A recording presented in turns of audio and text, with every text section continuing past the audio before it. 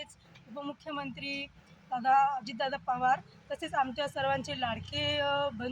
बंधू एकनाथराव भाऊ शिंदे यांचे पण मी आभार मानते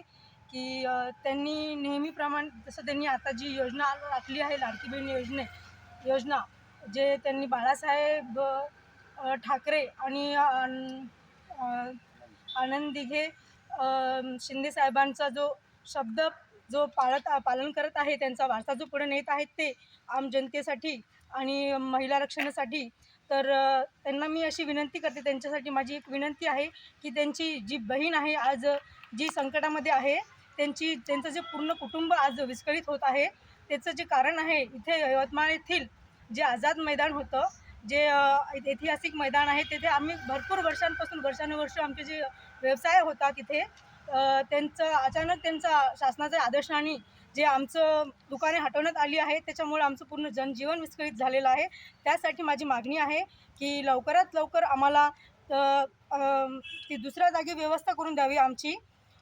दुकानाची, कारण की तिथे त्यांचं म्हणणं आहे शासनाचं की तिथे ते सौंदर्यीकरण करणार आहे। त्यासाठी माझा विरोध नाही आहे, एक चांगलीच गोष्ट आहे की इथं सौंदर्यीकरण होत आहे, तिथे जे स्वातंत्र्यवीर जे आहेत त्यांचे आपले स्मारक उभारण्यात येत आहे। पण खरं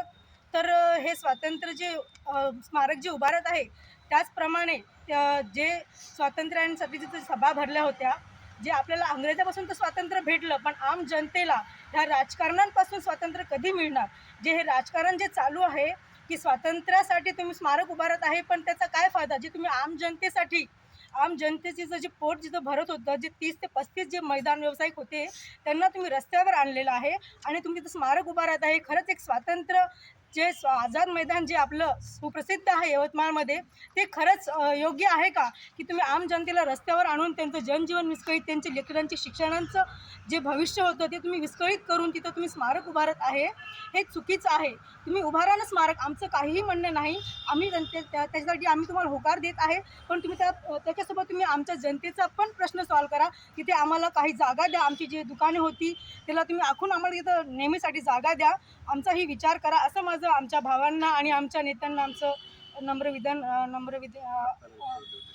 मी हे जे पत्र जे माझ्या भावासाठी लिहिलेलं आहे, मी हे माझ्या रक्ताने लिहिलेलं आहे की माझ्या भावाला माझी ही आर्त हाक समजावी, यासाठी मी माझे रक्ताने लिहिलेले पत्र आहे। तर मला विश्वास आहे की माझे भाऊ आणि आमचे जे नेते आहेत मोठे, ते नक्कीच माझ्या या प्रश्नांचं निवारण करतील आणि आम्हाला न्याय देतील। जर नाही दिला तर आम्हाला आत्महत्या केल्याशिवाय आम्हाला पर्याय नाही, तर मग आम्हाला एक तर न्याय द्या, नाही तर मग आम्हाला स्वइच्छेनं आम्हाला पूर्ण कुटुंबांना आत्महत्या करण्याचं तरी